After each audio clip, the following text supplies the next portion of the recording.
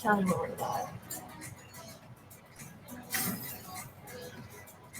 live. Five, you can start. Hi, everybody. This is Lola Lair. So you can tell I'm not quite used to Discord yet because I had to be told when we're live. I don't see any pop-up. It should be like, we're live. Okay. Anyways, we are here on a wonderful Saturday. We got lots to talk about and lots to drink. Should we start with our beers first? A good idea. Sounds like a winner chicken dinner. So, Linda, what are you drinking? I'm myself to like amount. Decided to really make it count, and I got Anchor Porter. Ooh, that's a good one. Anchor's good. The 5.6% delight of my life comes from San Francisco from Anchor Brewing. It's the San Francisco treat. It totally is. I get rice. There is nothing from Anchor that I won't drink. They're nothing. Really good, and they're one of the oldest breweries, right? They are. They're one of the oldest breweries in the United States. Awesome?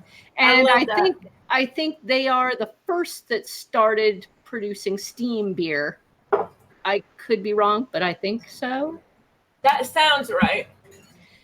And they advertise this as, let's see, intimidating color, unexpected taste. Welcome to American Porter. So, America, this one's for you. Yeah, go America! We do things right. And you know what? The intimidating color? Mm-hmm. Yeah. That's spot on. Beautiful color. It's rich and dark. That is like the darkest porter I think I've seen in quite a while. Because usually they're a little thinner, but that looks pretty viscous. That looks like it's holding its own. It could be a stout. Now I definitely smell the malts in this. It's not like roasted coffee. It's definitely like the black and chocolate malts in there. Nice. Okay. And thick, and it's got that lovely little bitter bite on it that doesn't last. So it's like it spanks your tongue and then makes you go for it. Yeah, it's just a little bit like I'm here. It's sassy. Because I'm here. $1.85 a bottle. Worth it. Not bad. You spank it. Spank it. Yeah, it's definitely worth it. I remembered that the first alternative co-op here in Corvallis actually likes to break packs, so I can just go and get one bottle, which is nice. Yeah. So we got one bottle. Thank you very much, co-op. That's good. Thank you very much, Anchor Porter, for this definitely quality beer. It is thick. It is rich. It's got just enough bite to it. Very, very worth it. That is awesome. How about you? Well, what do you got in a glass today?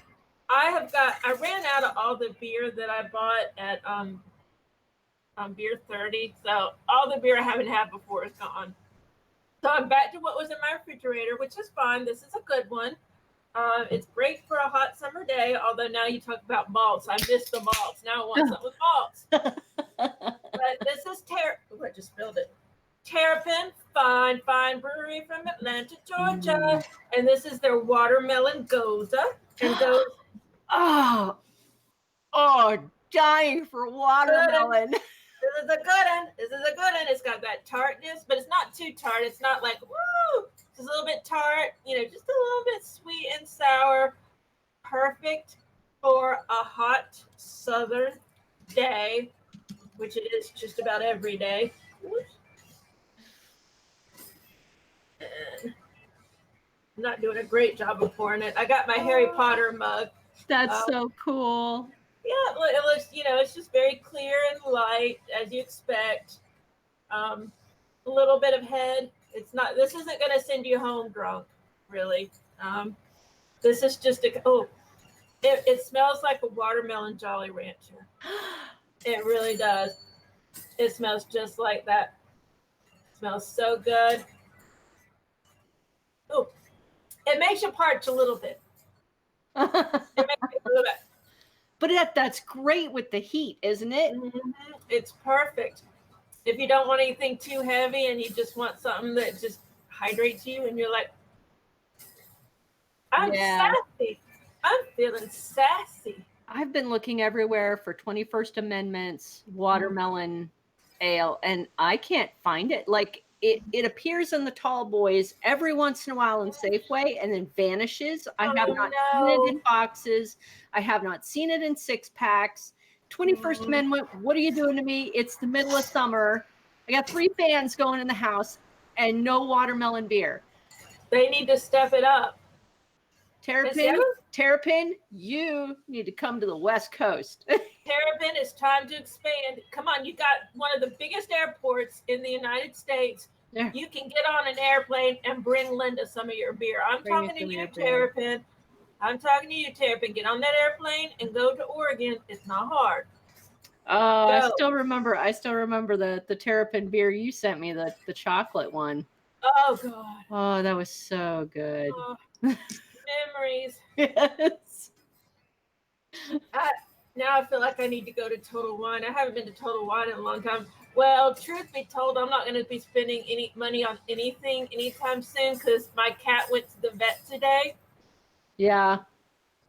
For $433, and that's just a regular yearly visit. That's a yearly visit? Well, first of all, this is out of control. It is out of control. Now, I will say this. I do go to an expensive vet because my second cat, Quatch, died of sarcoma cancer because of the type of shot she got. I don't remember if it was a leukemia shot or I'm talking out of my head. Yeah. I don't remember what kind of shot. It was one of the shots that they used. 1 in a billion cats got sarcoma cancer from the shot.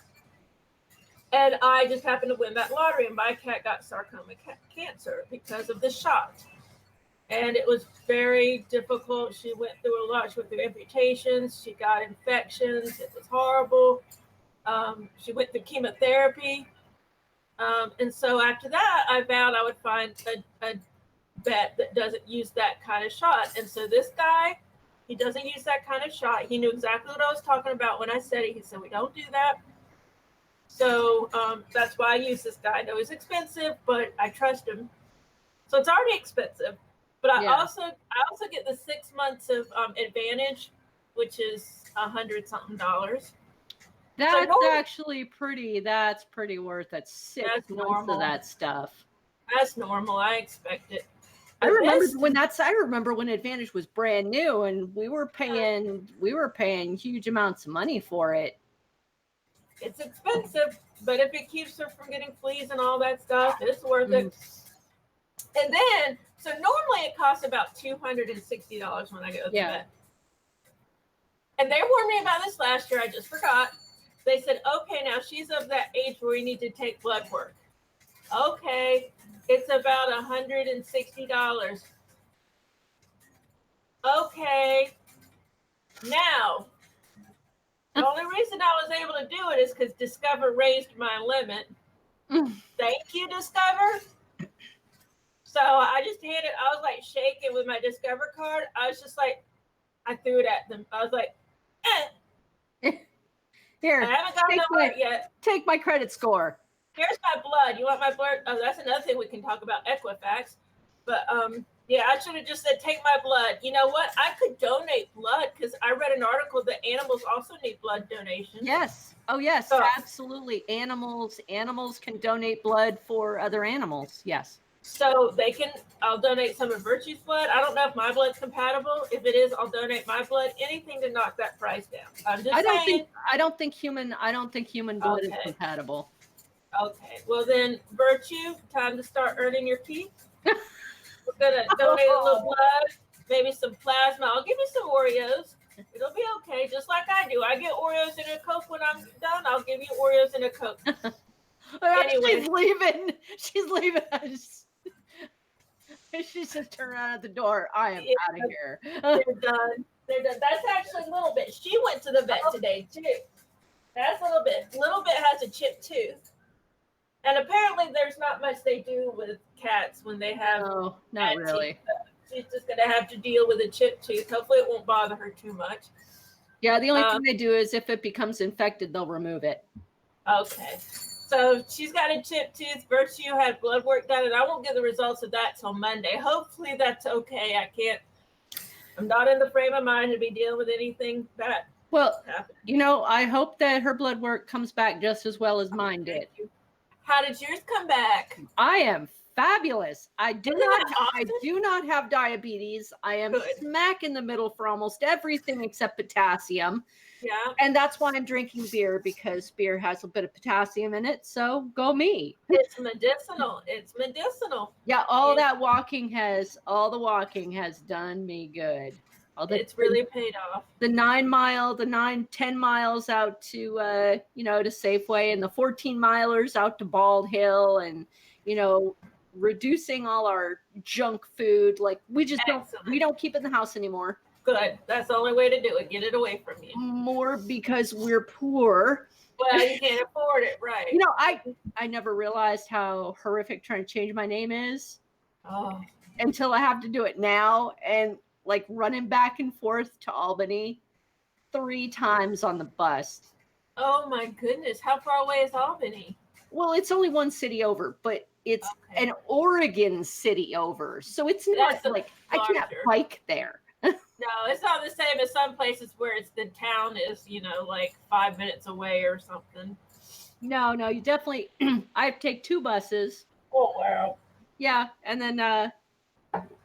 then hopefully every time I was very lucky that every single time I got out of the Social Security office, it was just before the bus arrived. So you were run to the bus stop and jump right on the next bus. Wouldn't you hate having to wait? I was there in the front of the line almost every single time. Good. Before they opened. So many times the security guard got to know me. Good. It's like, it's 6 o'clock in the morning and I'm waiting or whatever. Like, well, they open at 9, and the guy on the very last time that the security guard was like, "You don't have any weapons on you." I went, "No," and he went, "You have your phone turned off," and I went, "Yes." Yeah, you know the drill. I learned the hard way that mace is considered a weapon. It is. And they made me sit it outside, and I swear I thought they were going to pat me down and, force me to the ground. They're all like, "Why are you putting this in? How you made it done?" And I was like, I don't want to get killed. It's mace, for God's sakes. So yeah, really pepper spray. Yeah, he comes out before the line starts moving and tells everybody in a very loud, clear voice, exactly what's considered a weapon. And please, if you don't want me to search your bag or pat you down, return everything you don't want me to touch or see into your car. Don't have marijuana. Don't have this. Don't have that. Don't talk about bombs. Blah, blah, blah, blah, blah. Yeah, stuff that, you would think you would know, but I didn't know about pepper spray, and then they didn't. They caught it in my bag, and they were all like, "Oh my God, what are you trying to do? Are you a terrorist?" Making me feel horrible, and I was like, "It's just pepper spray." I've heard that the DMVs on the West Coast are considering the same style of security that the Social Security office has, because it's such an important office.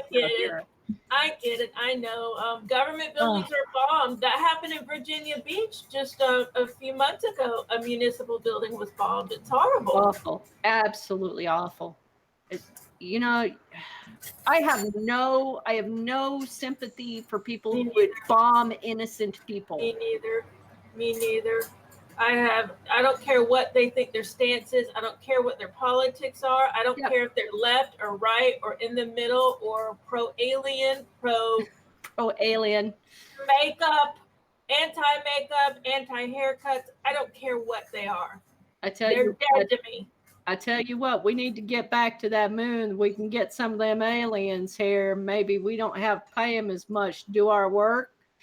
Good idea, but we got to build a wall around the Earth so they can't get in. A hamster ball. A hamster ball around the Earth to keep them out, and then people will climb on it and they'll spin really fast, and that will power our energy. Oh my God! Hamster ball energy. Well, the cold Earth. Yeah. Oil people won't like that, so that'll be next. They won't like that at all. No hamster wheel energy. But I do. Okay, one little tangent, and then we'll move on. I do love watching like alien documentaries and stuff, UFO documentaries. Yes. Now I am watching one where they talk about off the coast of like Coronado in California. Yeah. And there's this island that's actually in Mexico, but apparently there's been a lot of sites, a lot of witness testimony about tic-tac shaped white UFOs like zipping and then like going into the ocean and going 60 miles to that island in just a few minutes. So I'm just going to ask you, did you ever hear anything about that during your time? Is it anything you ever heard about? I could tell you, but then I'd have to kill you. No, yeah, I don't. Just kidding. No, I've aside from Elon Musk's tunnel thing, I've never heard of anything like that. But I mean, we've got such spectacular rocket technology now. I mean, there was a guy who tried to cross the Atlantic, a bay on like a hovercraft and like crashed into the water. No. He was trying to do it, but the technology's getting there. So I don't see why we couldn't figure out something like that, really. Yeah, good point. That's what Jason said too. He said he thought it was just a man-made thing. I was like, whatever. Our delightful Tuxramus Gaming would like to know about your Uber driver. Oh, that's right. All right, I had the best time in an Uber ever. Okay. Well, the funny thing, I was originally mad at the guy because I was going to the dermatologist, which is probably 13 miles away, and in traffic is, kind of a longer trip. Yeah. So I was annoyed because it was actually Lyft, and the Lyft app, when it says the driver is there, it only gives you 4 minutes to get to him. And so it said he was there, but I saw him across the street at a deserted building with no cars, no one waiting out front. And he was just sitting there. And I called him and he answered. I was like, I'm over here. I'm across the street. What? I'm across the street. Oh, okay. And so he finally came over and I was like ready to just be like, brr. And then I got in the car and he was like, are you Lola? And I was like, yeah. And he started talking. He said, I'm sorry, my GPS sent me here, blah, blah, blah. And I was like, well, I was mad at you, but where's the accent? And he said, Northern Ireland. I said, I'm not mad anymore. Okay. And so I just started asking him questions. I was like grilling him because, I'm reading that book by that guy from Northern Ireland that said during the Troubles. And he was a kid during the Troubles, and he lived in Belfast. Oh, so wow. I was asking him all kinds of questions. I was talking about the bombings, and he said that one time his mother was going to take them to get ice cream. Oh, and he's also Irish Catholic in Belfast. So, I know. I was like, you made it out. Okay. So, he was talking about how the only time he ever had the bombings affect him directly, his mother was going to take him and his sisters, brothers, whatever, to an ice cream shop. But she said, no, we need to get you shoes first. So they went to the shoe store. While they were in the shoe store, the ice cream parlor was bombed. Holy crap. Oh, that is just missing it by the hair of your nose. Right. Just by that. And it makes you think. How old was he? Was he like really little?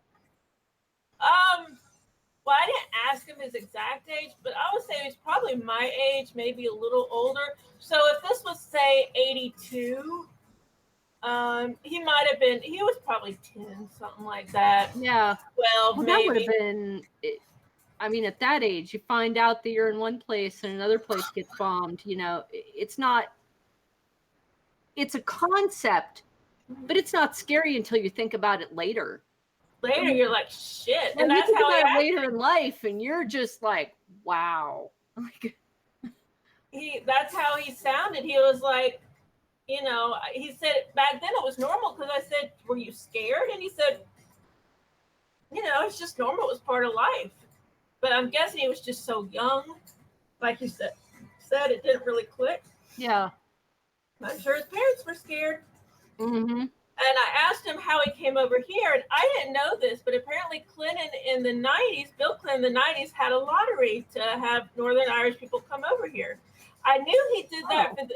I knew he brought people from Croatia, Albania, over here during those troubles, but I didn't know he did that for the Northern Irish. I thought that was cool, and he said he just happened to draw the lucky stick, Wow. and he got to come over here. And I said, how long has it been since you've been there? And he said, a few years. It's expensive. I said, do your family come over here? He said his siblings have been over and they always want to go to Disney World.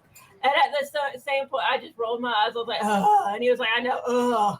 Yeah. It's like, it's hot. You have to stand in lines for hours.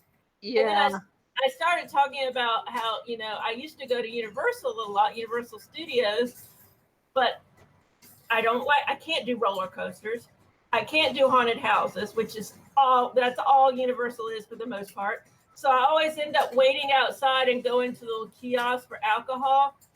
And I said, there is an Irish bar in the back that I go to a lot. And he was like, yeah, and I can't remember the name of it, but he was like, yeah, I've been there. That's cool. I was like, yeah, I've been there too. It's cool. So we bonded over that. I guess that's really it. It was just really cool though, because I was telling him about the book that I'm reading. He said it sounded pretty accurate because I was talking about. Oh, and another thing he said they couldn't trust the police because they're a Catholic, and if they called for their equivalent of 911, someone might show up 2 days later. And he said they just couldn't count on the police to be on their side, and so they just didn't call them. They didn't involve them at all. Oh, and he also sad. It is sad. And I also asked him about the mobsters, because in the book I'm reading, there are a lot of mobsters and gangs, and a lot of them are IRA related. Some of them are the Protestant related. They have their own name. I don't remember what it is. And he said, yeah. Oh, and I asked him about protection, having to pay protection. He said, yeah, they did that. There were a lot of gangs, and they would extract money, racketeering. I was like, God, I couldn't. And I told him, I said, I couldn't imagine growing up like that. I mean, I'm fortunate. I grew up and things were pretty normal. No racketeering, no protection charges, no bombings. Yeah, well, I mean, I never had to worry about whether I was going to get bombed or not. It was never. It was something really far away. Yeah, it was something. When I was a kid, I had no knowledge of it. I don't even think I knew about it happening. I guess. I knew little things. Like I remember when I was a kid, the Iran hostages, those hostages, I remember that. But I didn't really have a sense of anything. And even when I was a kid, there weren't even school shootings yet that I knew of. This was before Columbine High. So none of that was in my purview at all. None of it. And so I couldn't imagine growing up with that. I was just, just totally flabbergasted. I was like, I can't believe you went through that. Yeah. But he was, he was very humble about it. He was like, I was just used to it. It just was what it was, Well, that's pretty interesting to actually come across somebody who lived in that time period, in that situation. He was there, exactly. First-hand account. It was really cool. And his name was Colm. And I was thinking of Colm Meaney from Star Trek, but I didn't tell him that. Which is funny because like COLE. COLM. COLM, Colm. Oh, okay. Colm, yep. Which Colm Meaney, he played the engineer in Deep Space Nine. Remember him? Mm-hmm. I think he was actually was he Irish? I was thinking it was. I don't remember. I was thinking it was Scottish, but I could be mixed up. But now that I think about it, I guess he was Irish. His name was Colm. Yeah, Miles O'Brien was Irish. Okay, that's the actress Colm Meaney.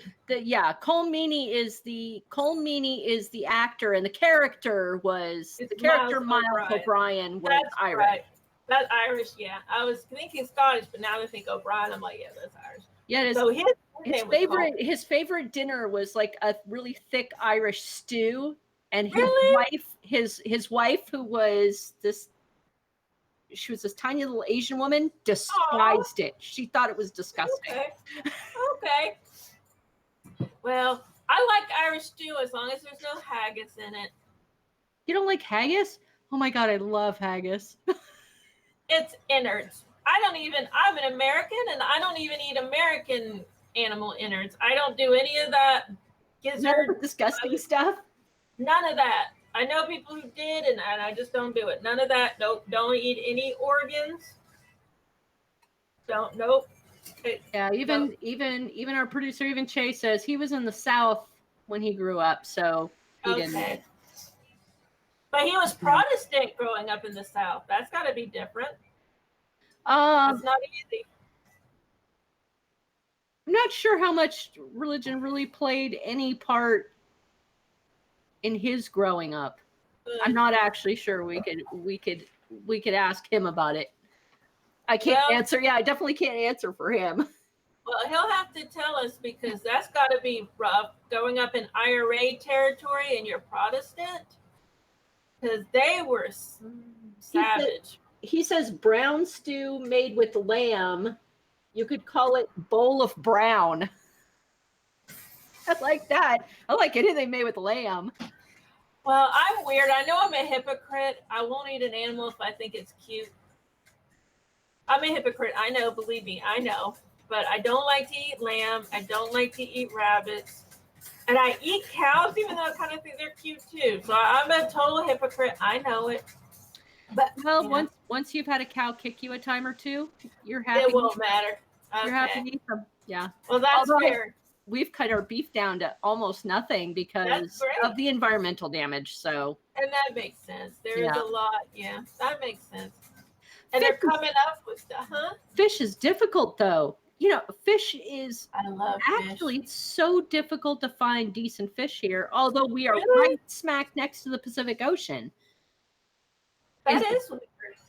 I mean, we can go to Walmart and find it, but finding like a decent, homegrown from a local place. From anything off the Pacific coast, they send it all away. They don't give it to us to buy. That's kind of messed up. It's pretty ridiculous, isn't it? That is ridiculous.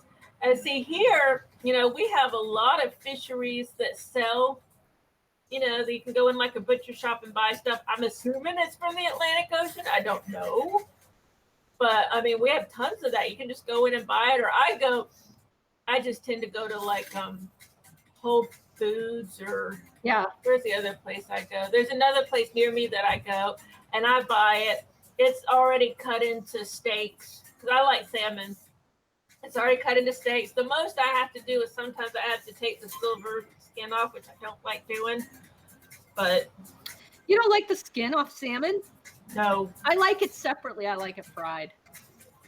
So it's nice and crispy. I'm weird. I don't like to eat the skin. I'm weird.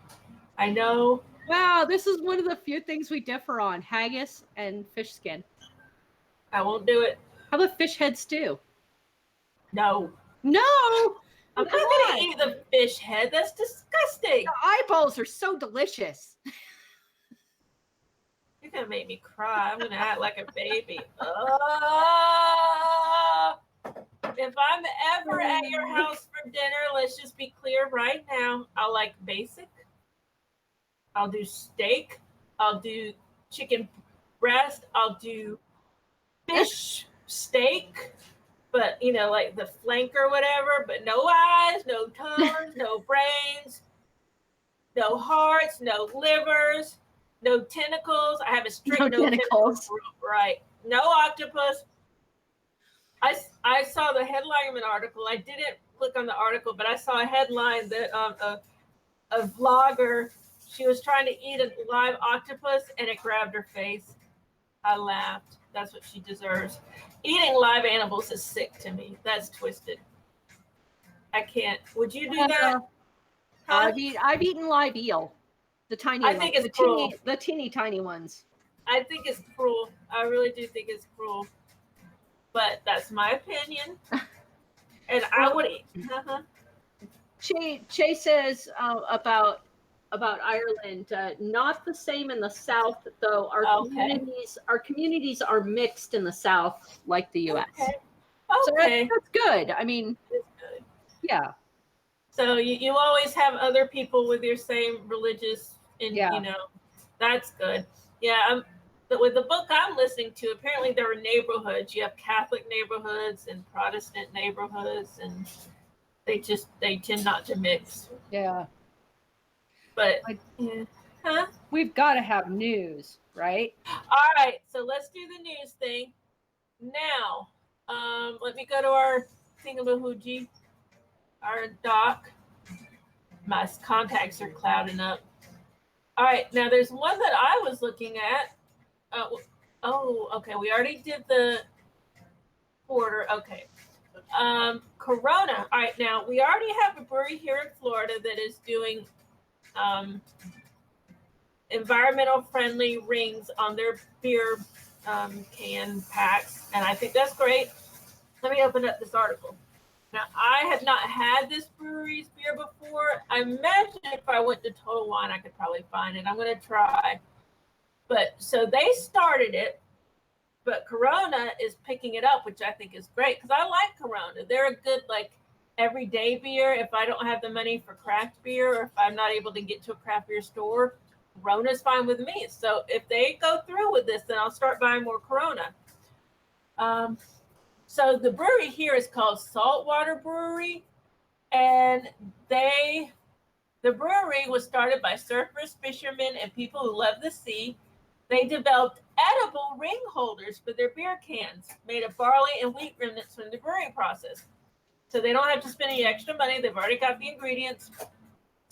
And it says, since then, craft brewers in Australia, South Africa, Poland, Scotland, Connecticut, Michigan, Pennsylvania, and Washington State have jumped on the bandwagon. Not Oregon, though. You may need to talk to Oregon. And now Corona could really get the ball rolling as the first major beer company to test the product. The rings are 100% biodegradable and safe for fish, turtles, birds, and other marine life to eat, unlike the plastic ring holders that are now killing them by the millions. And it shows a picture of a turtle, and it's very sad. It's stuck in a ring holder, and it grew around the ring holder, so its shell did not develop properly, and it's very sad. Yeah, it's like the front end is like miniaturized, and then it has like this big butt back end. It's like a figure eight almost instead of a normal instead of like an oval, it's like a figure eight. It's very sad. It's a warped turtle shell, which is it's horrible. Especially, can you imagine what that turtle's innards must look like? Probably squished, I would imagine, misshapen, misplaced. I'm sure it has health health problems. Health problems. I know, it's horrible, and that's because someone just had a 6-pack of beer. That's just one ring from a 6-pack of beer, and I guess it could be Cokes and stuff too. But this says, if discarded properly, it will make its way to a compost facility. But if incorrectly thrown into the wilderness, it will biodegrade. So if someone just throws it out, just litters, it's going to biodegrade, which is good. And the rings are currently being piloted in Corona's homeland in Tulum, Mexico, and will be expanded everywhere Corona is sold if all goes well. So let's encourage them. Maybe we could tweet at Corona and encourage them. And I'll tell them, look, I will buy Corona as my, everyday beer when I don't have craft beer. I will start buying it because of the biodegradable rings. So let's all encourage Corona. It's hard. It is so difficult when craft beer gets so expensive for us, when we decide we got to cut back severely. I mean, I've had to give money to all kinds of governmental agencies this month. So yeah, we had to cut back. So I get, one a day. That's it. And we got to go walking for that. So yeah, Corona's on the menu. Yeah, not as expensive as some of the craft beer, and you're not hurting the environment, at least not with the rings anyways. And I recycle my cans, so I can feel good about that too. And it's very nice that that some of the malt and the grain can be used to make those rings. I like that. So they're not just throwing out their excess. They're using their excess for something. That's good. It's always hard for a brewery to get rid of that. It's very difficult to find people who will take it Mhm. because you can't just dump all that in a landfill. It's the same problem you have with, with horse poop. Yeah. Eventually it forms gigantic flammable piles. You don't want that. You don't want something setting on fire. That would be bad. No poop fires, no wheat fires, none of that. And I imagine land mammals could eat this just as well as fish could. I would imagine so. I mean, if it's wheat and what else Yeah. did you say? I Wheat, don't. wheat malts, Wheat and malts, rye. they Yeah. should have a problem. They just poop it right out. Yeah. Fiber, basically. I would think.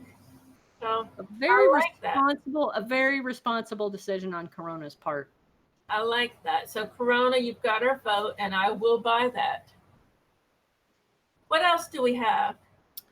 Well, we have another shutdown. Oh, boo! Our Reinheitsgebot brewery in St. Louis has decided to shut down. And I've never heard of them, so maybe that's part of the problem. No, it's well, I mean, it is pretty small. William K. Bush.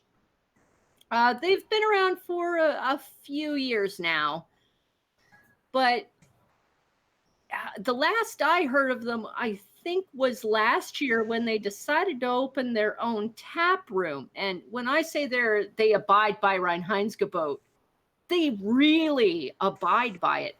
They pride themselves on creating the best lager by Reinheitsgebot rules possible. And a lot of people thought they did it, but I think economically they couldn't hang in there because of those rules. Yeah. It is so difficult to restrict yourself in the market. And now we're going to have to either wait for William K. Bush to find somewhere else to be, or find another brewery that may be willing to take on and do that for maybe another lager. Maybe. I think it's sad though, because it's in his blood. Even though I'm not a fan of Bush beer, Anheuser-Busch, Yeah. I'm rooting for him. I'm like, dude, it's in your blood. Come on. Now, the news came just a few months after Bush announced plans to open a brewery and distillery in Defiance, Missouri. I'm not sure whether they're going to continue that. Distilleries are definitely on the rise in America. Mm-hmm. If he continues with that, he may be able to continue the brewery as a side project. He could be one of those gypsy brewers where he goes around different places. Oh, yeah, and brewing in different cities. Collaborations and stuff. That Yeah. might be a good way to get back into it. Yeah, that is true. Well, we're sad to see you go, but we hope you find another place to be. I hope so. Gotta keep trying. And I'm still getting reused to Twitch. I have Twitch not minimized, but smaller on the side, and I just realized I was missing the whole chat. Oh. Yeah, so I just saw the chat, so I said hello to the chat. We have someone on there besides Shay. I'm not sure who it is. I think there are a couple of people have stopped in and out. Okay, that's great. Okay. I wish I could see the chat. Usually, like with other programs, if I only have it on half screen, it moves the chat down, but not moving the chat down. I can't see the chat. Can't see it. Wait, you can't see your hello? Not with the screen, half screen. I have to maximize it. You can pop the chat out. How do I do that? That's a good question. I see theater mode. Theater mode. Yeah. Excuse me. Try the cog down at the bottom left of the chat. Down on the bottom of the chat, there's a cog chat settings. Yeah, I see it. Readable colors. Pop out chat. There we go. Brilliant. Oh. Thank you. All right, so let me get that over here. Okay, now it started over. Welcome to chat room. Chat. Okay, there we go. What's up? I don't usually watch just chatting streams, but you're good. I was thinking you should YouTube XM or tracks for music. That's just an ad. Advertisement.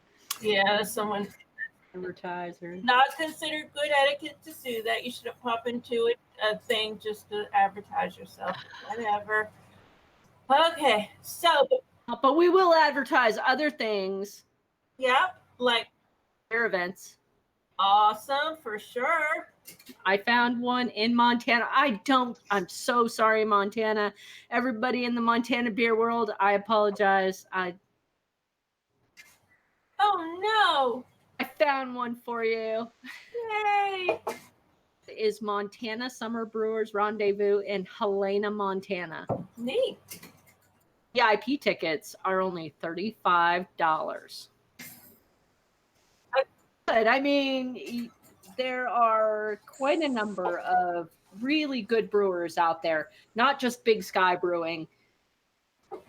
Lots and lots of good brewers that show up.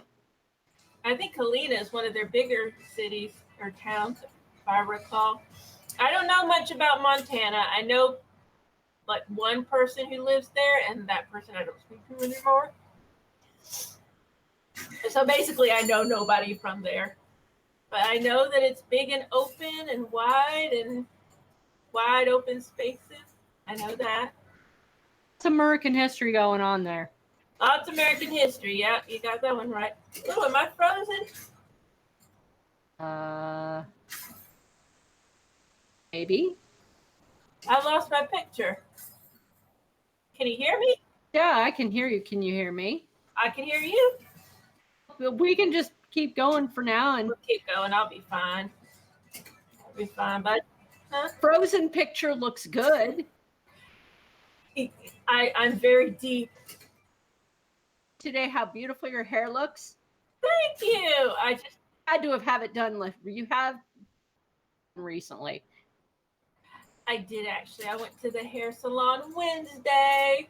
Oh, shorter and a little straighter. Well, I asked her to stop doing the layers because I want my hair to be wavy, and my hair is naturally wavy, and I want it to be shoulder length and wavy. But the way she's been cutting it, I asked her to put layers in because I thought that would make it more wavy, but it's just making it turn under more. And so I said, okay, this time we won't do the layers, so no layers. And so now it's straight. But I'm hoping after I wash it next, it'll get the waviness back in because I like having wavy hair. It's just, I don't know. I don't know what's going on. That lovely Florida humidity might be responsible for getting some of your waviness back. I don't know. I don't want an afro fringe. That's what happens. My really? hair goes, oh, yes. The humidity makes my hair boing. I don't want that. I will take straight over that. I do not want frizzy hair. So I'll accept straight until I can get it to really look better. You could try singing Soft Kitty to it. Soft kitty, one kitty. Wait, I don't want CBS to shut us down. I better stop. All right, that's all I'm going to sing of that. So what else we got going on? Is that the end of the news? We have one more item because, we can't resist using Trump as our poking bag. He deserves it. He's awful. He is awful. And he has threatened to put tariffs on things, French wine. Doesn't he know how expensive that is already? Do you know how much American people drink? Like every restaurant has it. How badly do you want to piss off the American public that you would their wine? He doesn't care. This is a man who's putting tariffs on Chinese goods when everything we have just about comes from China. Even his own dang hats that he sells comes from China. And he wants to put tariffs on them. A moron. He has no idea what he's doing. And now he's saying that Baltimore he's saying is rat infested. It's horrible. Dude, it's awful. It is disgusting. The way he acts, it's awful. I just really want him to be impeached. And I want it to stick. Impeaching is the first thing. I just want him out of office. I hate him so much. I think since 2014, have been drinking less of their own wine. Oh. Importing.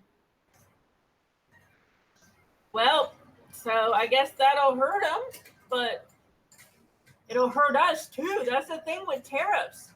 It actually will hurt us more because they'll just charge more. That's the way it goes. Tariffs never help the country that's importing this stuff. It never does.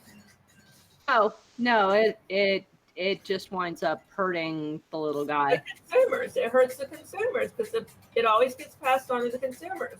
No, I have to confess that Argentinian wine is actually my favorite. Argentinian wine is good.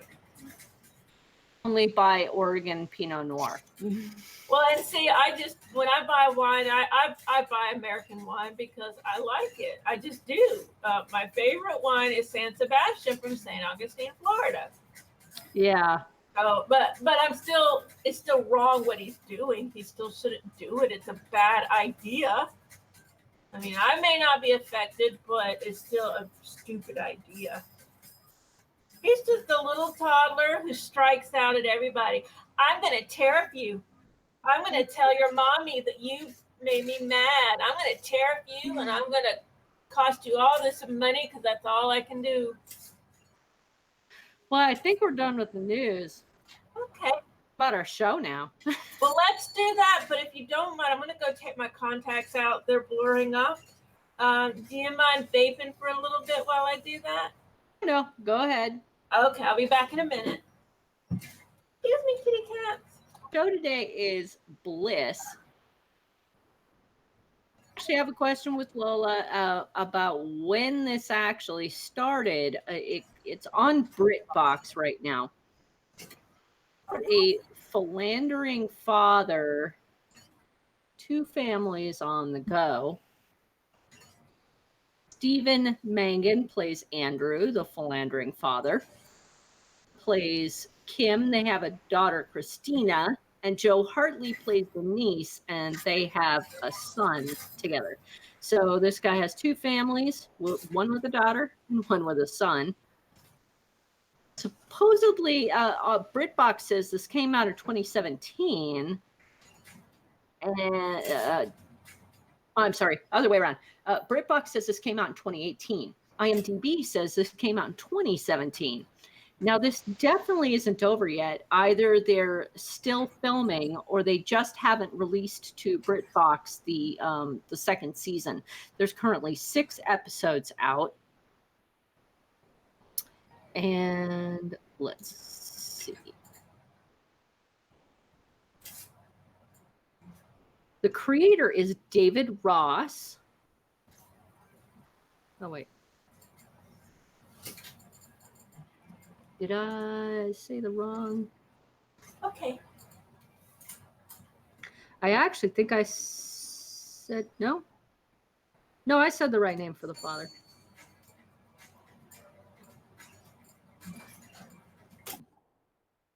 Uh-oh.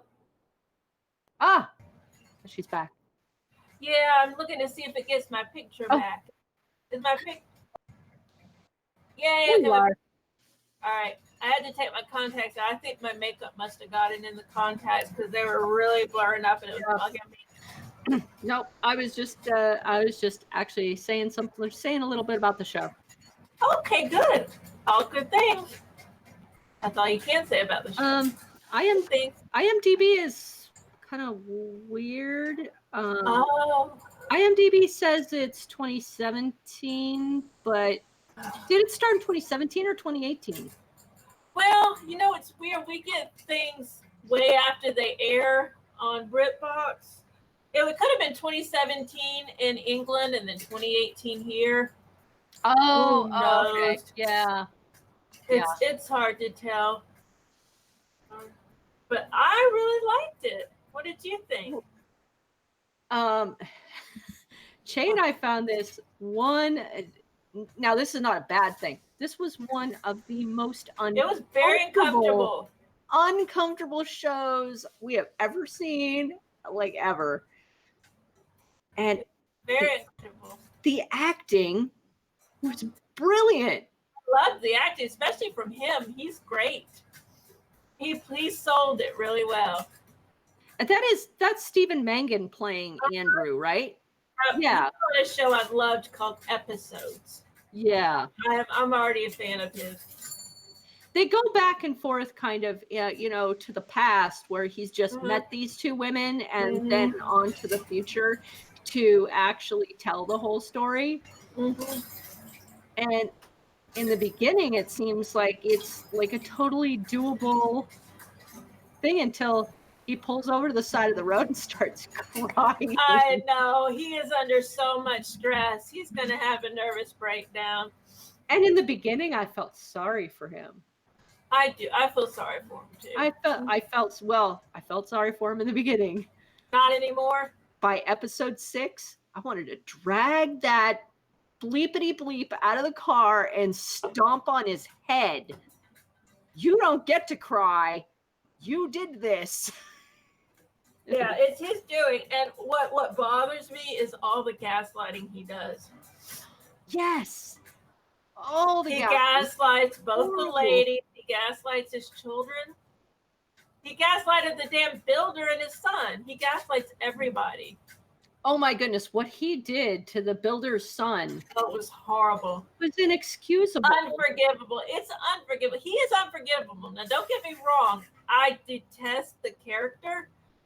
He deserves everything he's going to get, and I'm just waiting for it to all crumble down. It's kind of like with Game of Thrones, where I was waiting for everything to crumble down, but I never quite got the ending I wanted. But I'm just waiting for them to be punished, basically, and I'm waiting for him to be punished. And it better be damn good. He better go down in a blaze of hatred for the world. I want him to be embarrassed in front of the entire world. I want this to be viral and make international news when it finally comes out what he's done. So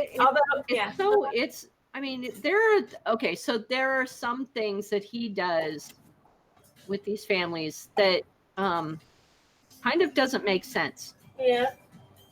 One, he takes the same trash, like every single time and dumps it in the other car. I never noticed. I didn't notice that. Yeah, he picks up the trash in the car, stuffs it in a plastic bag, takes it with him to the next car, and empties it out in the car. Like actual household trash? No, like stuff that you collect in a car, like wrappers and stuff that you'd accidentally leave on the floor. Why doesn't he just throw it away? Why doesn't he just keep the car clean? I mean... Well, and that's another question. Why does he change car? I mean, why does he go to the airport if he eventually gets in trouble and he gets, detained by the airport because they think there's something fishy going on. Yeah. So why does he keep his cars at the airport? And I don't know Bristol very well. So both families, my God, live in both Bristol, which is a stupid idea. It's not a very big place. And that's why it's starting to crash down. They're starting to intermingle, and it's a bad idea. So I think the 2-car idea is because if say if one wife had to deal with like the registration, have the one. She'd start to notice or if she did like location services on the car, she'd start to notice where it was. That's true. I don't know if the car has that, but if you did that, then it'd be pretty messed up. And that might be why he keeps it at the airport. So if they, that might be. Because he's always going out of there, right? Yeah, the car is supposed to be at the airport. So that's like the only true thing he does is put the car at the airport. And airports usually have pretty cheap long-term parking. Yeah.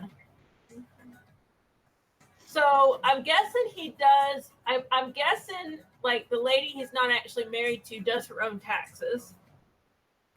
And Okay, so he is actually married to one of them. He's yeah, married he's to only one, married to one. and Yeah, the he's other not one's just his domestic partner. right, because they had a whole scene where she said that she didn't believe in marriage when they got together. It's just Yes. a patron whatever Patriarchy. patriarchal notion. So she didn't Yeah. believe in it, and she said that their son has her name.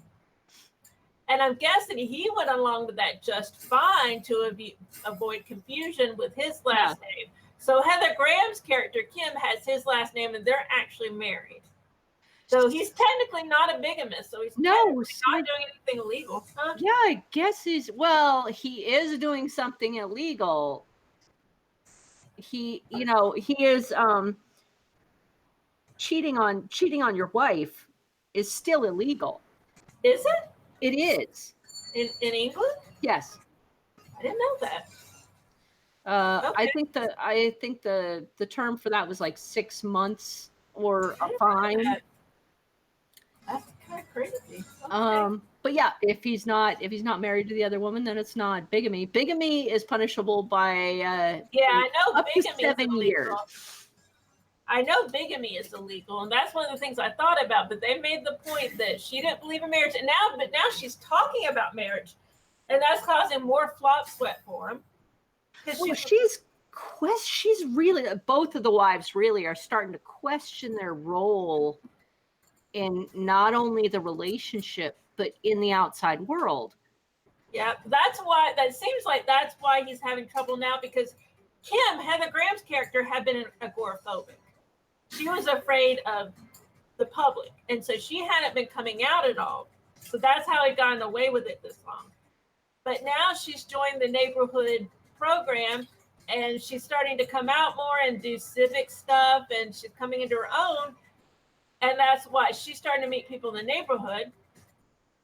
And the son's mother is also starting to do more stuff. And she's interested in learning about civics. And guess what? That means Bristol civics, which is what Kim, the other lady, is doing. So it's all coming together for a perfect storm.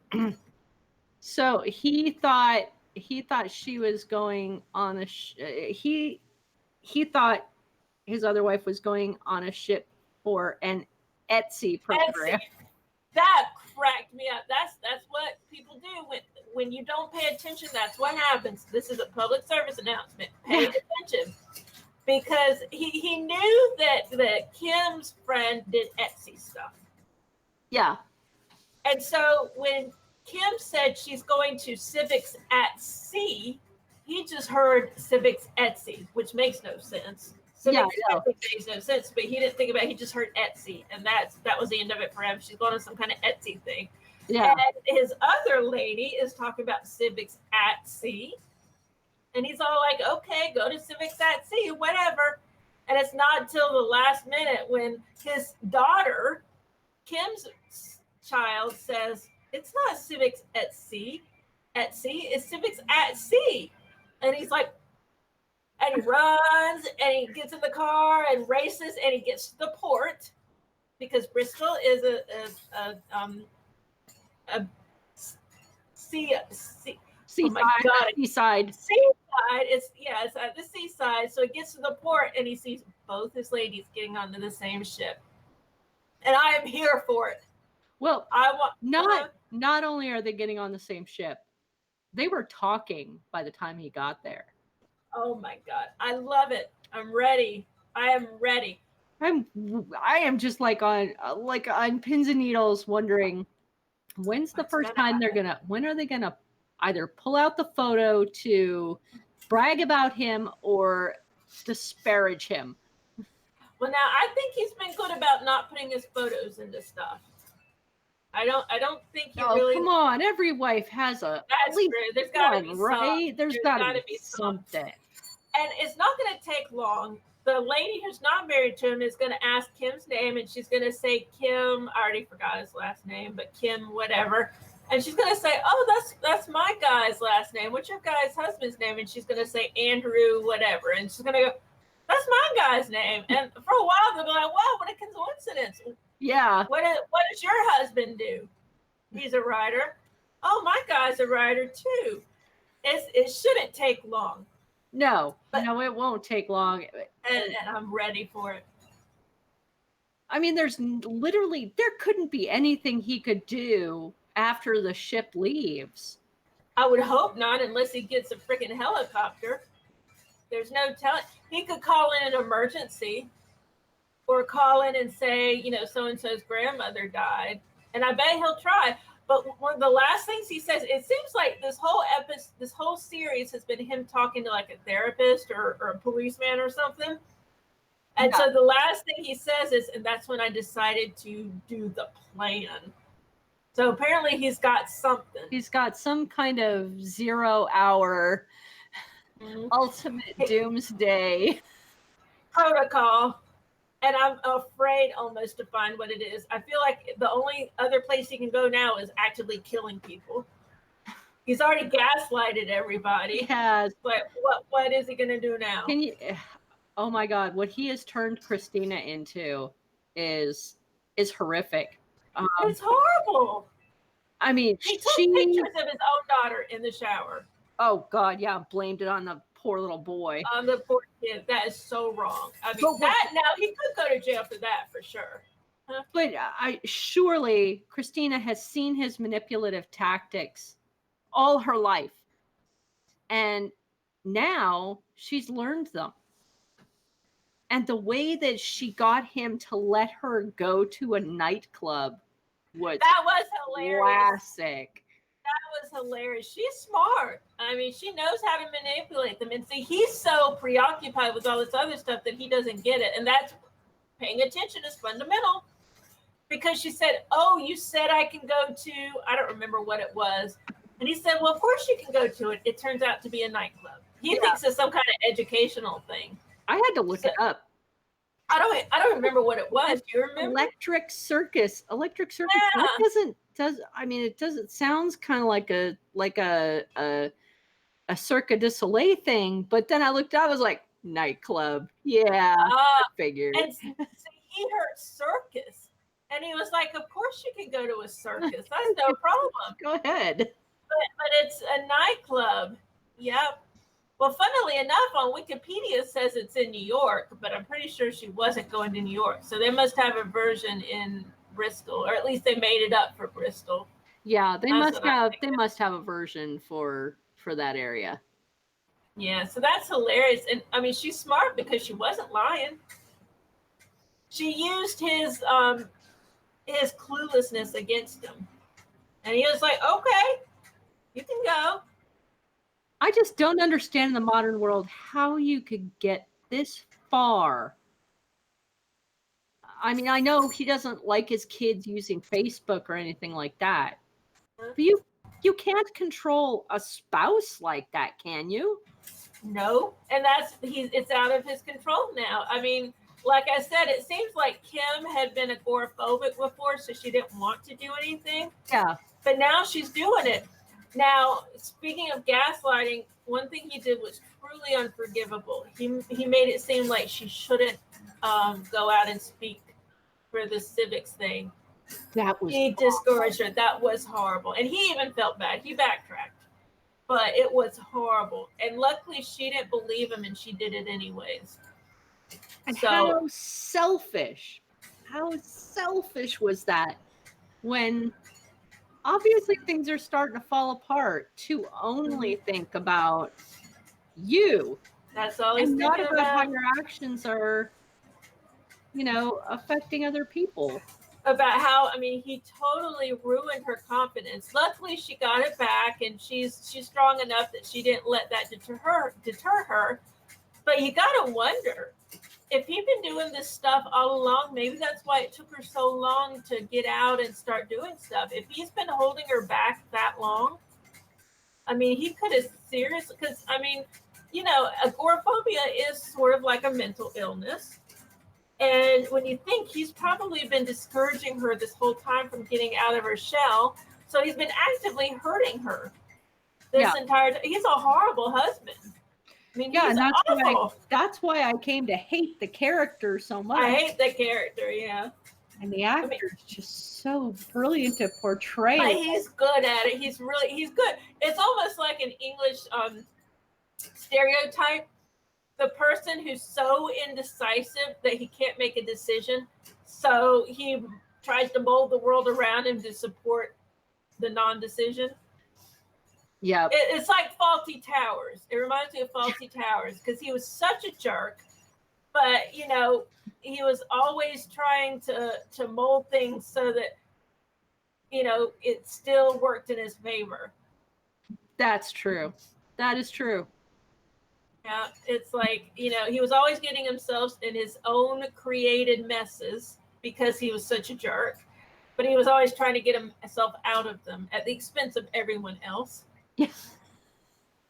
So it's true, except this one was so much. I mean, this was on our level, you know.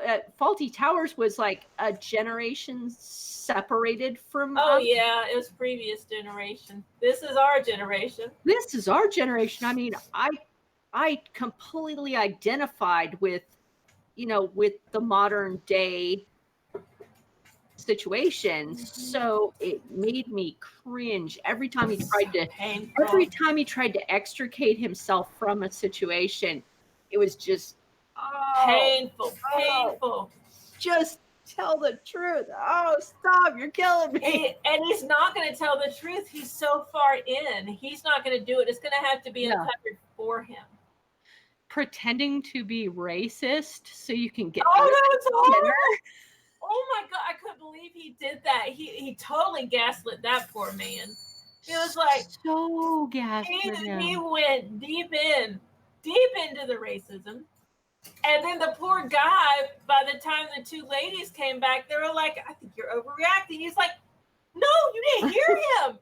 That was horrible. You didn't hear him. They're like, no, he wouldn't be like that. And all that because he thought Kim, his other lady, was going to come at 8 o'clock for a thing. And then he gaslit her to get her to go get steak. Yeah. It's like, why does it, I mean, she should be thinking, why does it matter to him what restaurant I go to? Exactly. I know. And Shay said, what a great scene. It was a great scene. I mean, it was cringeworthy, but it was so well played on everybody's part. So well played because he started out with statements that seemed very mistaken, you know? Yeah. Like, oh, it was just miscommunication. And then from there he went heavy. Pushed it up until he was blatant, until like the very last statement, you know, well, thank goodness you're not an Arab. I know. And then the guy was like, you're making it sound like there's something wrong with being an Arab. It's like, I'm not an Arab, but you're making it seem like there's something wrong with being an Arab. It's like the poor guy was offended and bewildered. And that's typical gaslighting because it's so hard to defend your point of view when you're bewildered about what just happened. It's like, you know what, you weren't here, you didn't hear it. It was horrible. And cheers to Stephen Mangan for pulling it off because I would have a hard time saying all those words, but he went in full force. I don't think I could make it believable. It would be hard for us, you know, but trying to consider how to insult somebody just enough to ramp them up inch by inch is, I'm not even sure I could write it. I don't think I could write it. I'm not sure I could write it. I couldn't get it out of I couldn't type those words. But that's you know, it shows you have to be able to inhabit all types of characters to be able to do that. And I'm not at that level. So, you know, it would be very difficult for me to write that. And oh my gosh, just so crazy. And then the other scene, one of my other favorite scenes that made me cringe is when he finds out his son is gay. Instead of being like, oh, son, I'm here for you. Let's talk about this. Life is going to be hard, and giving him the talk. He's like, yes, thank you, because he realized his son is not the one who's dating his daughter. Yes. It's so selfish. Oh, my God. It's like he can't see the forest for the trees. He's missing his family's lives because he's trying to, sort out all this stuff, keep incest at bay and all that. Oh my God. It's so bad. Did you notice the dramatic physical difference in both houses? Like Kim's house I was didn't notice. like really lovely, and she was getting like a whole kitchen. She's getting the new kitchen, renovation, right? And the other wife kind of has this.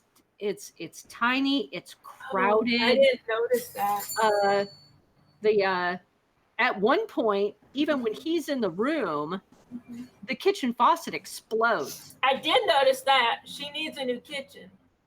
They need upgrades, and you can tell where the money's going. It's going to Kim's house, which kind of, I'm saying that kind of feels a little racist right there. Because his other wife she's not white. And so it feels a little racist. I don't think they intend it to be that way.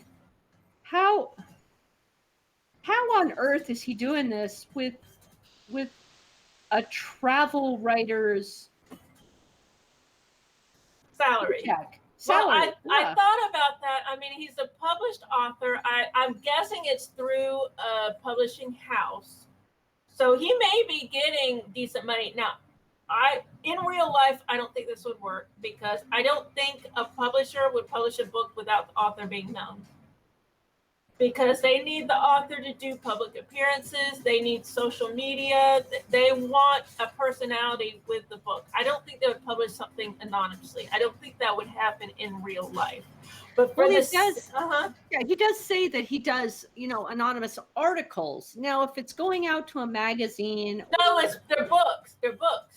They're all books. They're books. We see pictures of the books, like in the bathrooms and stuff. They show the books. They're actual books. Oh, okay, because I know he said the word articles, but I wasn't sure whether he had just published books and then he was doing other separate articles, or whether it was all just books. He might be doing both, but I know they showed pictures of the books. They showed the books, like, you know how sometimes in a bathroom you'll have a little basket with books and stuff? So they showed pictures of books. Well, I mean, he's definitely not getting enough of an advance to actually go attend these places, because we see him looking through, what is it, like almost like little wikis to look for information on these festivals that he's supposed to go to, and writing it down in his own words. Yeah, he's basically copying and pasting and rearranging the words a little bit. He's got to be caught at some point, because I guess the whole thing with him being an anonymous is that the people who run these festivals don't realize that he's not there, because they don't know who they're looking for. But he'll be tripped up at some point. At some point, he'll put a detail in there that turns out not to be true. Like, it's got to happen. I mean, he'll copy and paste something from an article, and it'll turn out the article is wrong. Going to be like me, not being able to go to a beer festival and writing about a brewery that didn't show up. Yeah, something like that will happen. Something. I mean, I'm waiting for it to happen. I found an article from Paste about it. I don't know if it'll say if they're books or not. I was trying to find out if it says if they're books or just articles. But I think they've got to be books, because they make it sound like he's a bestseller. So I totally agree. So this is from pastemagazine.com. Mm-hmm. David Cross's bliss isn't a marriage farce. It's a pitch dark portrait of a selfish man. And that's totally true. He is selfish. But that's also David Cross. Do you know who David Cross is? I know the name, but I'm not. I don't know the person himself. He's actually from Atlanta. He's an actor and comedian. He was in Arrested Development. Ooh, yes. He played the I've forgotten his name already. Funk. Yuka Funk as him. And he's been in a lot of other stuff. He did a show that was set in England called Margaret Todd that I liked a lot. And so this is, brilliant creating this. He is. Yep. He likes the cringe comedy. That's his comfort house. That's his wheelhouse, is the cringe comedy. So he writes characters who are just so vile that it makes you go, oh.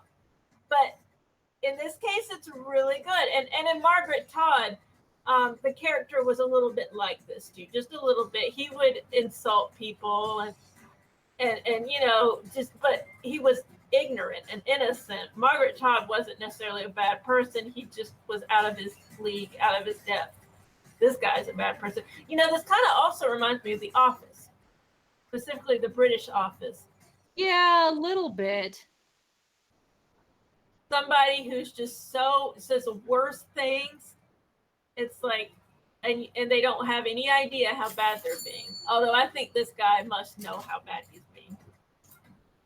Does, which is why he winds up by the side of the road crying, and why he tells his kids every single time he leaves that he loves them so much. You have to understand how much Daddy loves them. Because he knows he's going to get caught out eventually, and that may be the last time he sees them where they still love him. And I don't think anybody's going to love him in the end. No. And it's getting closer and closer because the builders who are working at Kim's house are going to come to the other lady's house. And the builder was kind of flirting with the other lady. And I'm for it too. He was. I'm like, let's do this thing. Let's do it. I'm like, I want this lady to find happiness. I want her to start seeing Builder Guy. And then Chris can be best friends. Little things make me laugh, like both of their children are named Chris. You know, he did that. He convinced the ladies to name them Chris. Thing. All three children. The builder's son. The builder's son is called Kristaps. Mm-hmm. So all three are called Chris. I love it, and that's what leads to the whole thing where he thinks his two children are in an incestual relationship because of the Chris. And it's hilarious and wrong and awful. But in the end, his son is gay and she's actually dating the builder's son. And he puts a fork in that by taking pictures of his own daughter in the shower and passing it off as Chris doing it. So that the builder punches his own son. Yeah, the builder goes to punch his own kid. It's horrible. I mean, like beats him up. Yeah. And then the guy threatens the builder with deportation, basically. And the builder's like, no, don't call anyone. It's okay. No. It's like, Jesus. So now he's like ruined the relationship between the builder and his son. I'm like, damn. And made his daughter think that her first love was perving out on her. Yeah. So now she won't trust men. Although it was pretty cringeworthy when she was, it was part of the whole manipulative thing that, you know, she went off on how all men are pigs. Mm-hmm. Well, when she learns about her father, she's going to be like, yeah. Yep, I guess it's true. She's going to be damaged. She's seriously going to be damaged for life because of this. I mean, she's going to have a hard time trusting at least men. She's going to have a hard time. And I feel so sorry for trust is definitely going to be hard for her to regain in a lot of people. It's going to be very hard. He needs to go to jail. I don't think that cheating on his wife is illegal. We can look that up later. But I think that some of it is illegal. Like taking pictures of his daughter should put him on the sex offenders list. Yeah. I think that should put him on the sex offenders list. That right there is enough, I think, to put him in jail. I'm trying to think of other things that could be illegal. There's a fine line between immoral and illegal. Well, did you notice that he actually started to consider cutting? Cutting what? Himself. I didn't notice that. In the car. He took the razor. And he started cutting himself, and all of a sudden he like he was considering how it felt, how the pain felt. Oh, that's so sad. I was Oh, like, is that another thing that's going to start? oh, I think that's because I think his daughter might have been cutting herself, if I remember correctly. I might be Because I know wrong. when they saw him, you know, he had the razor in the car in Yeah. the, you know, in the airport Yeah. parking lot. So I was confused. I mean, I saw him actually, you know, and that's why there was blood, and Yeah. his hand was all wrapped up later because he had purposely cut himself. Yeah. I might be wrong, but I think that he found stuff that his daughter was cutting herself, and that's why. But I could be mixing it up with another show. I could be mixing it up because I'm also watching a show called The Rook, where the main character cuts herself. So I could be getting mixed up. I'm reading this article. I'm hoping it'll say something. But oh my goodness. So I'm trying to think of what else could be illegal. Because he needs to go to jail. I'm just not sure what exactly is illegal. Yeah, it's such a fussy consideration. I feel like there should be more illegal. I just feel like it, but I'm just not sure. Well, I mean, he has significantly impacted both families. I mean, that could be a civil lawsuit. I'm sure there could be a few civil lawsuits. Just not sure about jail-worthy stuff. Definitely taking pictures of his daughter. Definitely that. God, that's just so sick. It's so wrong on so many levels. So wrong. Oh, okay. Adultery is no longer a crime in any European country. Yeah, I figured not, because France was everybody would be in jail. But yeah, I figured it wasn't. It's not a crime. It's not a crime here either. It's immoral, in my opinion. And so that's an opinion type thing.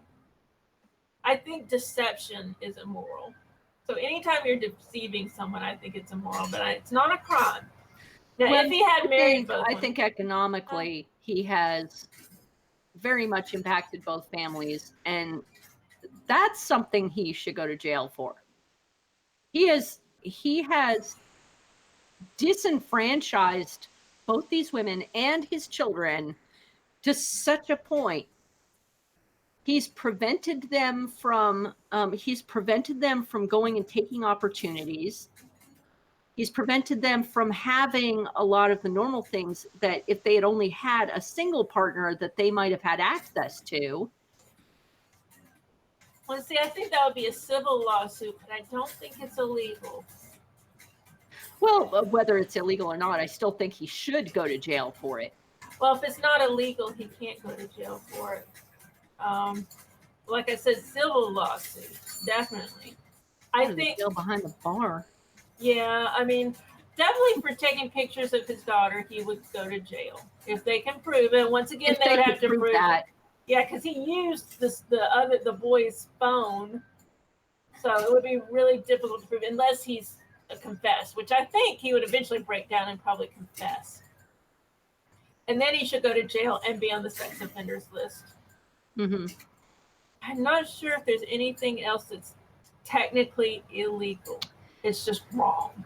Yeah, it just gets you in the gut, doesn't it? It does. It pisses me off.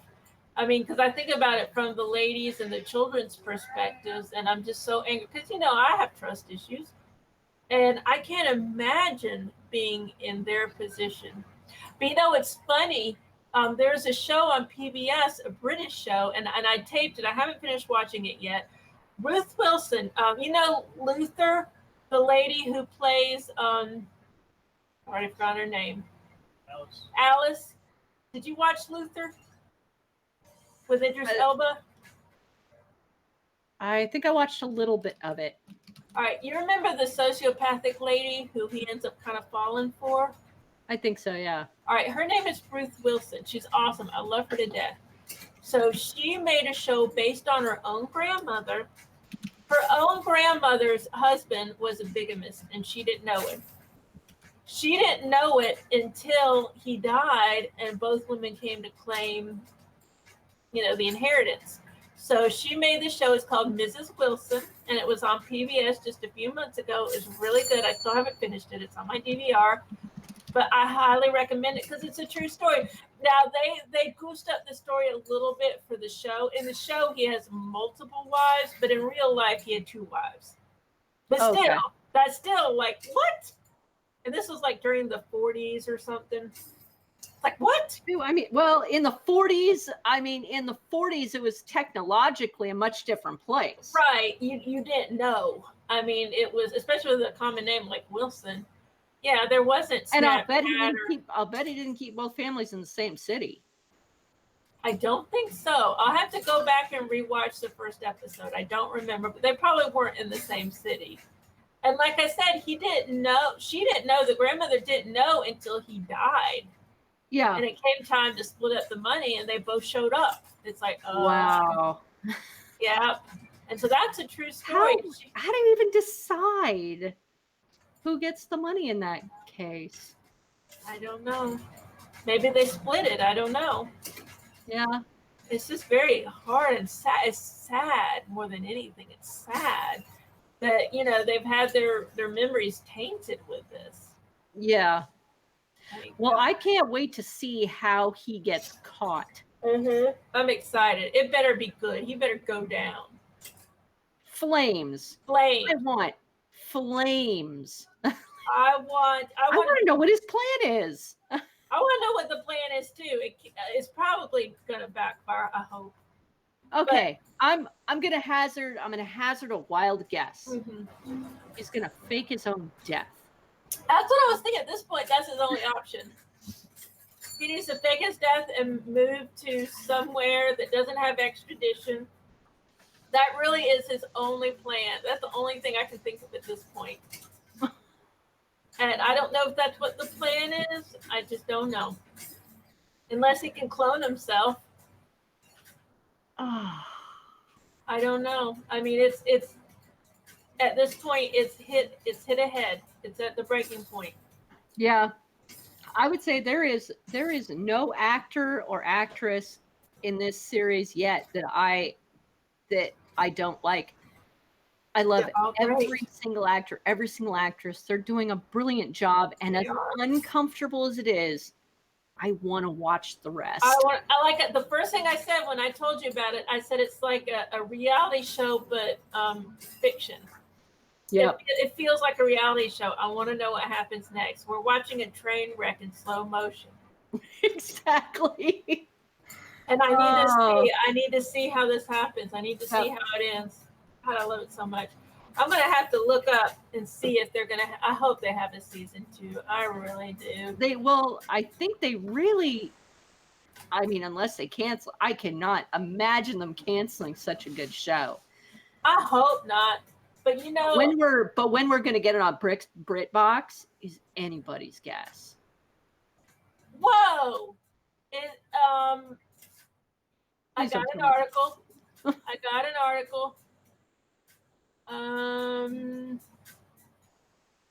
Okay, wait, never mind. It's one of those. It seems like an article, but it's really just gossip.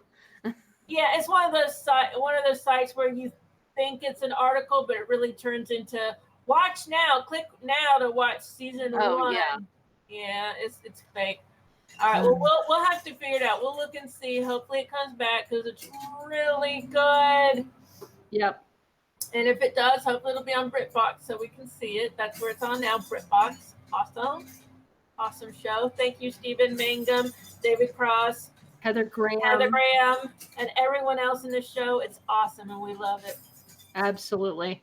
We are looking forward to seeing more of you. We need more. We need to see this destruct. We are looking forward to watching pure destruction. All right, so we got some Humble Bundle stuff, right? Yay! Has the Humble Bundle already gone out? The Humble Bundle has already gone out. Woohoo! And I actually bought 2. You did? I intended. They have a science fiction bundle too, from a literary agency. It's from I've forgotten the name of it already, some particular literary agency, and I intended to buy that, but I used our link. And I got in and went to the science fiction Humble Bundle, but somehow it connected to the Lonely Food one, and I didn't realize it. And I bought the Lonely Food one, which that's great, but that's not what I meant. That's not what I meant to buy. World Foods by Lonely Planet. Yeah, that's not what I meant to buy, and so I bought that by mistake, and I went back and bought the science fiction one. But I'm going to try, I emailed them because I need to save my money. So I'm going to try to return the Lonely Planet one. Because, I love food, but I'm not a cook. I'm not a chef. And so I don't really see the point of me getting the food one. And I'm not planning on traveling anywhere outside the United States probably for the rest of my life. Wow, the sci-fi one only has 3 days left. Yeah, 3 days left. I bought the whole thing for $15, and I started reading one of them. Yeah, it looks like it's a good deal. It really does. You get a lot for it. Ooh, Scott McKay, Aaron Lindsay, Tanya Huff, Adam Troy Caster, Jack Campbell. Wow. A lot of good people. The Dragons of Dorcastle is a beautiful book. And see, I haven't read that, so I've got that now. Yeah, Jabberwocky Literary Agency. So they're doing it. So lots of good stuff, and I haven't read any of this. Oh, they've got more than one Jack Campbell one for $8 or more. They've got Dietz, Simon Green. They've got multiple Tanya Huff novels. Wow. And I always recommend, if you have the $15, do the whole thing. It's worth it. This is definitely worth it. Oh, this is hundreds of dollars of worth of really, really good sci-fi and fantasy. For $15, if you can do the whole thing, $8 to $15. I did the whole thing, and I'm very happy. I started reading With Unclean Hands by, what was his name? You said it. Scott McKay? Yeah. I started reading that. I love Humble Bundle. I get so excited. Oh yeah, I know. They've got 9 bundles right now on their homepage. They've still got The Boys. I bought that last time. 3 days left on The Boys, and that actually started on, was it Amazon that it started on? So the show actually started. So if you're interested, you can still get The Boys Garth Ennis comic books. Most of these books will sell for about $7.99 on Amazon each. So for $15, you can get a whole lot more than you would get. And they're all full graphic novels, so you get 150 pages or so per each one. And they also support Comic Book Legal Charity Defense Fund and Girls Who Code. Which is good. And so I just love Humble Bundle. It makes me so happy. It's like Christmas in July. I'm like, oh my God, I got so much stuff. Yay! And I would like to be able to watch them on my Kindle, but my Kindle, I woke up yesterday and it's in a boot loop. And I can't get it. Oh, there's a way to fix it though. There are lots of articles on how to get a fire out of that. Yeah, I saw some. I was gonna do it today, but I ended up going to sleep instead. So hopefully tomorrow. Well, what I'm doing right now is I'm waiting till the battery runs out, and I'm hoping if the battery runs out, if I charge it again, it'll get itself out of its loop. If not, I'll look at this stuff. I really don't want to do third-party stuff. I would like for it just to do its own dang job. Yeah, that is true. Yeah. I'm very unhappy about it. I'm like, I love my Kindle Fire, and it makes me mad. Well, I'm going to take this opportunity to plug my cheap beer of choice. Blue Moon. It's a good one. Blue Moon, Belgian White. It works for me. Now, what kind of bottle is that? It's actually a Belgian-style wheat ale. But let me see the bottle. The bottle is different. What's going on with that bottle? It's not a bottle. It's a can. Oh, my goodness. I've never seen it look like that before. That's different. It's a very small, skinny can. It's actually, this is a 16 ounce instead of just a 12 ounce can. And then they do have the tall boy cans as well. But if I'm drinking something else and I just want something light. Yeah. So, But it has Blue a Moon, screw yeah. cap. It has a screw Yeah. cap. Never seen anything like that. I love that because, you know, if you just want to drink a little bit, you can put it back. Exactly. I love that. I've never seen anything like that in my life. It's a can, but it looks like a bottle. Yeah. Oh, I love that. It sounds like a bottle, but it's Yeah. a can. That is so cool. Brilliantly carbonated, and it keeps it really cold and really fresh. Blue Moon is a good one. Now, it's not craft because it is from a major distributor. I believe they're still owned by Miller. Yeah, it's a major brewery. I remember that much. But they're good. You know, it tastes good. Cheap enough. Even I have found that even Henry Weinhardt's gives me a headache. Really? It does. I hate that. I hate it when something gives me a headache. But Blue Moon is great, and they've got this single serving 16 ounces, which is fantastic. And it's only, this one is in 7-Eleven for $2.19. Not bad for 16 ounces. Really reasonable for me. That's, especially when it's the end of the month and you don't get your check for another week or so.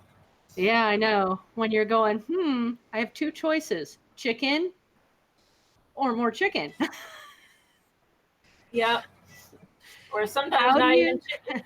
How do you cook peas again? I might have to go back to ramen at this point. I don't know. I can't say enough about the Instant Pot, because my Instant Pot, I can make, pressure cooked soups that taste absolutely fantastic, and very little money. I've got curry waiting for me. Oh, I love curry so much. Oh man, if I ever went back to England, I would be eating curry all the time because they do a lot of curry in England. I would love that. I love it so much. Instant Pot pressure cooking, 10 minutes. That sounds awesome. I've got a pressure cooker. Clint's mother uses it, but I haven't tried to use it yet. It is. It's fantastic. It really is. That's awesome. Well, I think we did good tonight, didn't we? We did. We absolutely did. I really liked that show. I did too. It's usually, I don't like cringeworthy shows because they just make me so uncomfortable. But it had cringe in it, but it wasn't necessarily cringe bad. It was kind of cringe good. It wasn't as cringeworthy as other things. There are other things that are worse. This was, I mean, he's not killing anybody. It's like, but still, it's like, oh, you are vile. But exactly as you said it. Down. It is watching a train wreck in slow motion. And I'm ready for it to wreck. I'm ready. I just want to see him go down. Yeah. And so hopefully we'll get a season 2. And hopefully it'll be available to us. In the meantime, Linda, where can people find you? Well, you can find me at lindatepler.com working on my brand new novel, Champions of Fallural. This is a strictly fantasy novel. If you'd like to know more about it, go ahead and check me out on lindatepler.com, and I will be making a page with snippets very shortly, because I am, I believe, 82,000 words into this. Wonderful. That is awesome. And don't forget, if you haven't read or listened to her book Hunchback, it's available. It is. It's available on Amazon. It's also available on Audible. Which is how I got it. Yeah, the ebook and the audiobook are actually available on multiple platforms. I think if you type in Hunchback Linda Tepler pretty much anywhere, you can find it. I think you'll be Linda Tepler. Sorry, I'm also Linda Tepler on Twitter. Good. And MeWe. Are you? And MeWe. That's pretty much our main spot since Google Plus folded.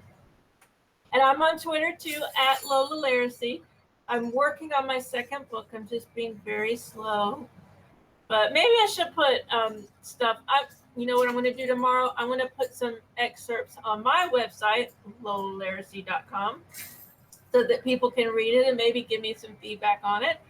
Because I'm in the editing stages, and That's the most boring part of doing a book, and I can't quite get the gumption up, but I need to get back into it, so I will do that. I'm also on @LolaLaracy for Twitter and MeWe. So thank you all for watching, and this will be up on YouTube at some point, and I hope y'all are having a wonderful weekend. Thanks. All right, bye-bye.